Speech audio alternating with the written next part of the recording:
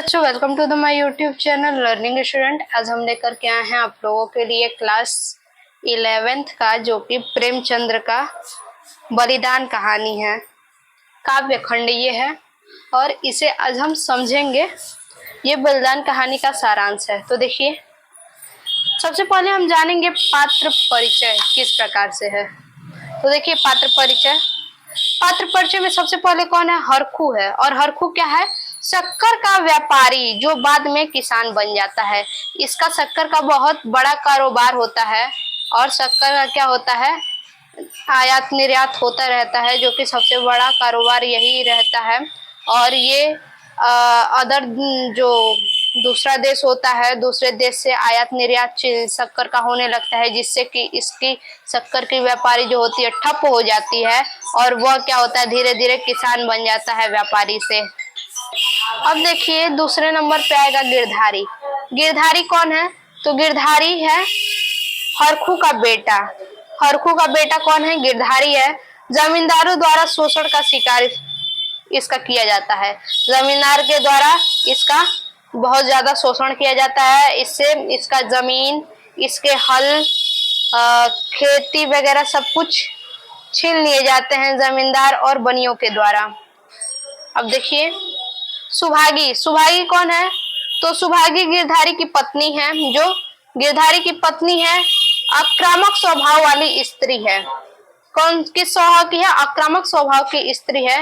ये भी अपने पति के साथ साथ, यानी इसके पति गिरधारी जो है, ये अपने पति के साथ साथ बहुत ही ज्यादा मेहनत करती है, बहुत ही ज्यादा कोशिश करती है कि इसके हल, खेत सब कुछ वापस मिल जाए, फिर भी नहीं मिल पाता है।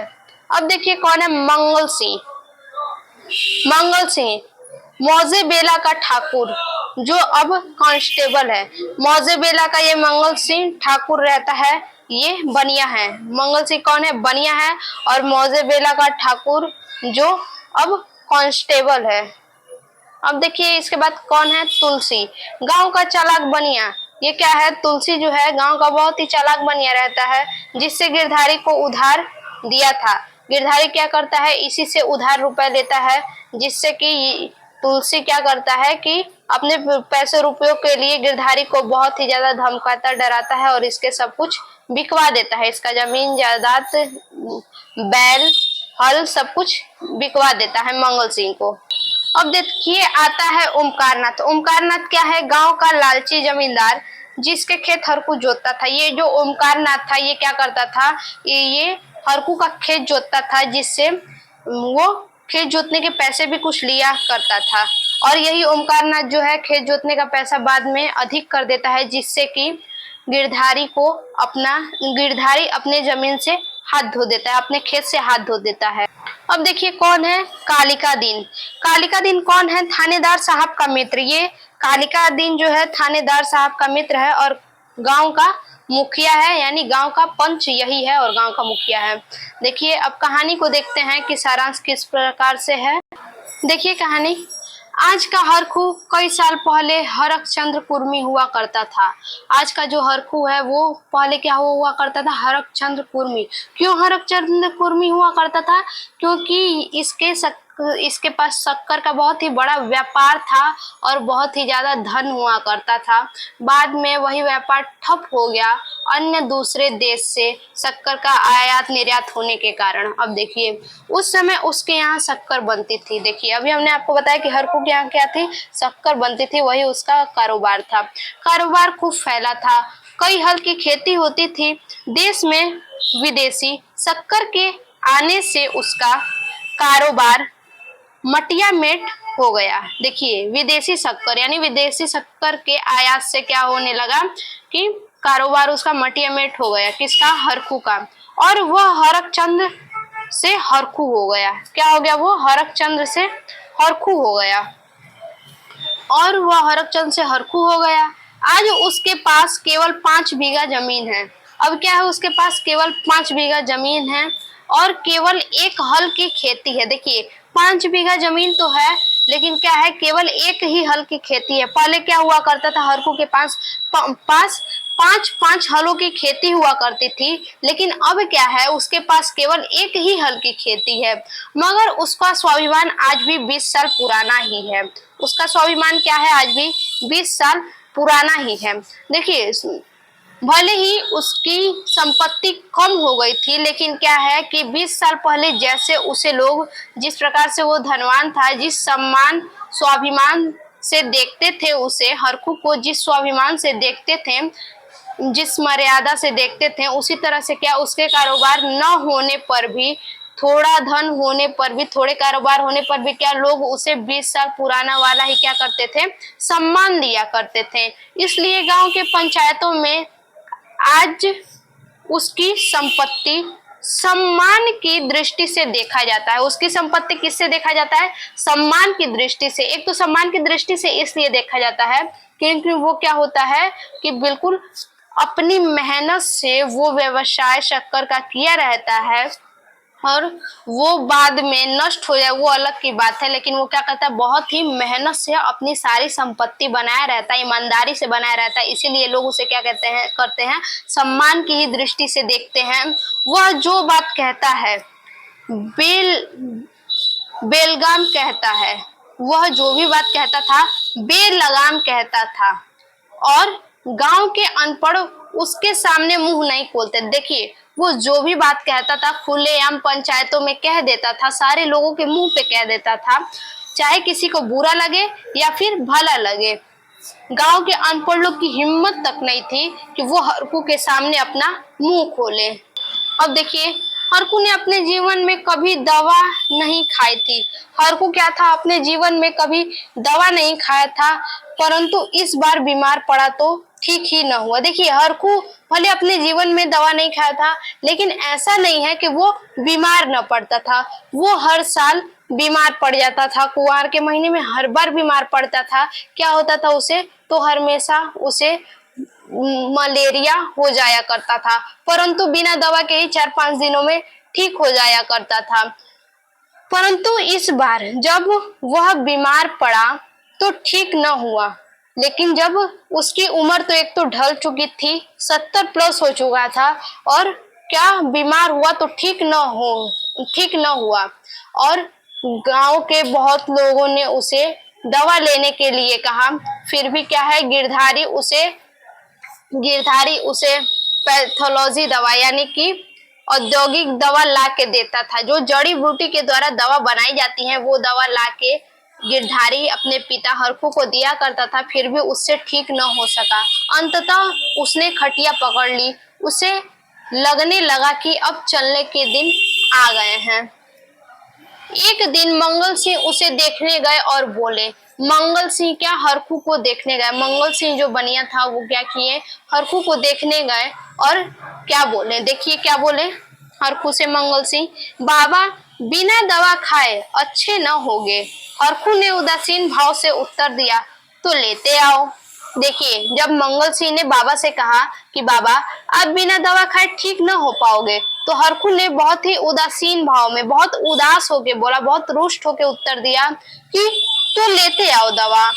लेकिन क्या हुआ, फिर भी मंगल सिंह ने दवा लाकर नहीं दिया। क्यों नहीं दिया, पैसे के मारे वो दवा लाकर नहीं दिया। ऐसा नहीं है कि हरखू पैसा न देता या कुछ भी। अगले दिन कालिका दिन ने आकर कहा, बाबा 2-4 दिन कोई दवा खा लो, अब तुम्हारी जवानी की देर थोड़ी है।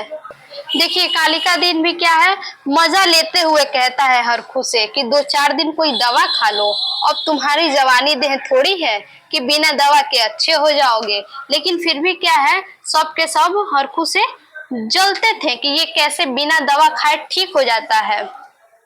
अब देखिए, अब तुम्हारी जवानी के दिन थोड़े हैं कि बिना दवा के अच्छे हो जाओगे। हरखू ने फिर उसी मंद भाव से कहा, तू लेते आना। देखिए, हरखू क्या किया कि कालिका दिन से भी कहा कि दवा लेते आना, और मंगल सिंह से भी कहा कि दवा लेते आना, परंतु किसी ने दवा लाकर नहीं दिया। बिना पैसे लिए किसी ने हरखू को दवा लाकर न दी। बिना पैसे के किसी ने हरखू को दवा लाकर न दी।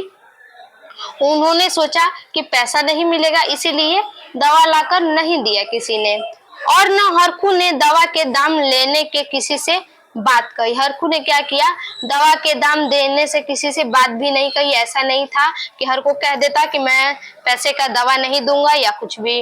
अंततः 5 महीने कष्ट भोगने के बाद, 5 महीने तक क्या हुआ, हरखू खटिए पे ही पड़ा रहा और 5 महीने के बाद वो क्या किया, 5 महीने भोग लिया और उसके बाद ठीक होली के ही दिन हरखू ने अपना शरीर त्याग दिया।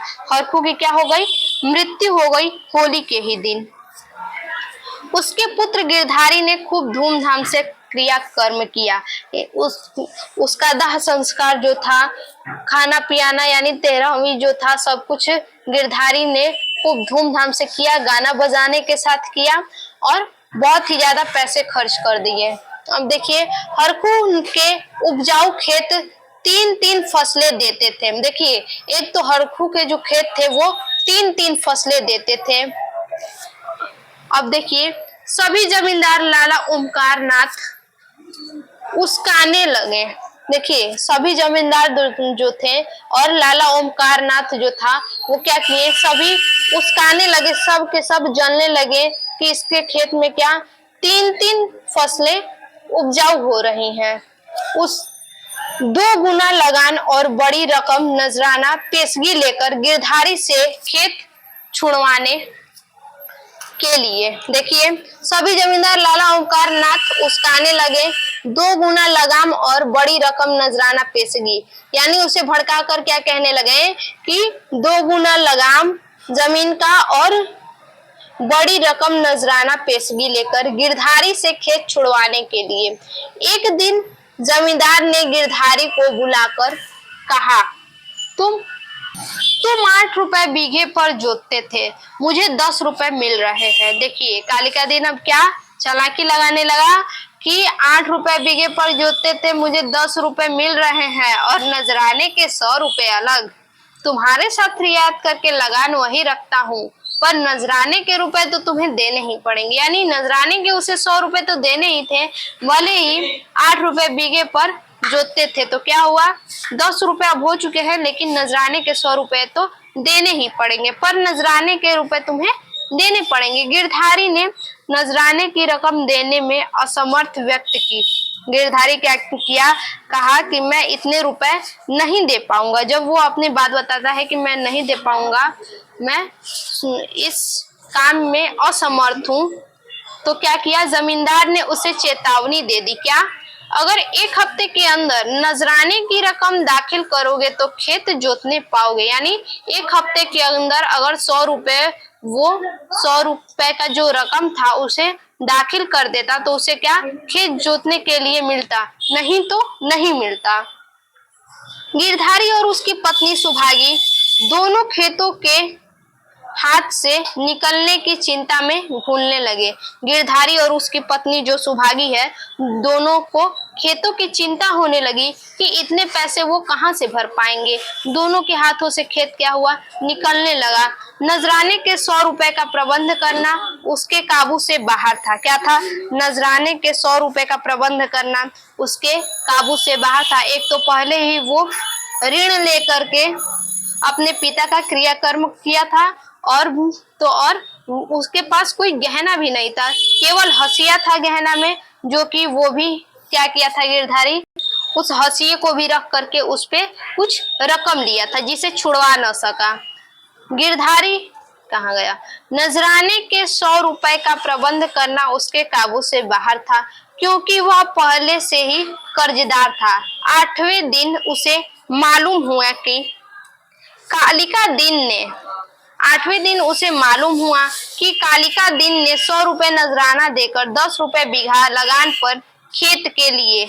उस दिन उसके घर में चूल्हा न जला। जब उसे पता चला कि खेत उसके हाथ से जा चुका है, कालिका दिन क्या किया, अपना चालाकी लगा चुका है, तो उसे बहुत कष्ट हुआ। उस दिन उसके घर में चूल्हे न जले। आगे, सुभागी ने लड़ झगड़ कर कालिका दिन से खेत लेने चाहे, किंतु असफल हुई। सुभागी गिरधारी की पत्नी बहुत कोशिश की कि उसका खेत उसे वापस मिल जाए किसी तरह से, किंतु किसी तरह से उसका खेत वापस न मिला, वह असफल रही। गिरधारी अपने पुराने दिनों की याद उस दिन कर करके दुखी होकर रोता रहता था। गिरधारी अपने पुराने दिनों को याद करता था कि वो किस प्रकार अपने पिता के रहते भर में कितने ऐशो आराम से जिंदगी जिया करता था, और इन सब दुखों को याद करते करते, इन सब पल को याद करते करते वह रोने लगा। लोग उसे समझाते थे कि तुमने पिता के क्रियाकर्म में व्यर्थ इतने रुपए उड़ा दिए। लोग उसे कहते थे कि तुमने अपने पिता के क्रियाकर्म में बहुत ज्यादा पैसे क्या किए हैं, उड़ा दिए हैं। यह सुनकर उसे बहुत दुख होता है।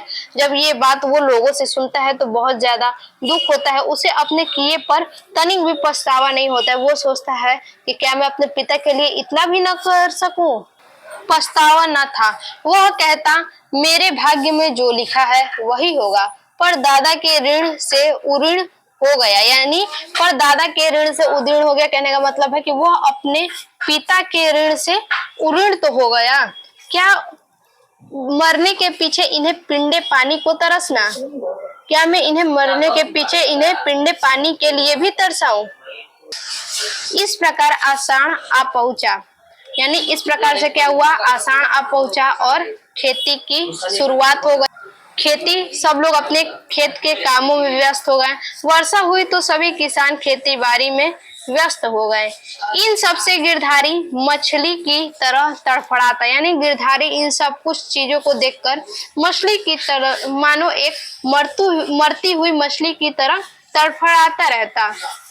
गिरधारी ने इन सब चीजों से रुष्ट होकर क्या किया, एक दिन गायब हो गया। आगे देखिए पहले, गिरधारी ने अभी तक अपने बैल न बेचे थे। गिरधारी क्या किया था अभी तक, देखिए गिरधारी ने अभी तक अपने बैल न बेचे थे। गिरधारी क्या था, उसके पास केवल क्या अब लास्ट ही था जो कि बैल बचा हुआ था।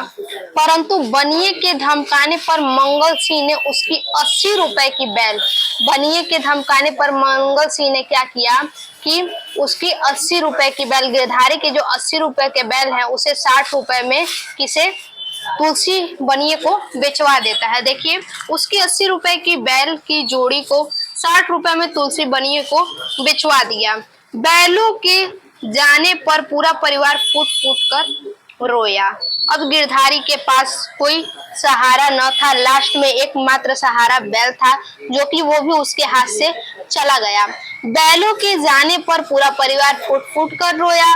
अगले दिन प्रातः उसकी पत्नी सुभागी ने उसे चारपाई पर न पाया, यानी अगले दिन सुबह क्या था कि गिरधारी गायब हो चुका था अपने चारपाई पर से, और उसके चारों ओर उसकी पत्नी सुभागी देखती है, कहीं भी उसका पता न चलता है।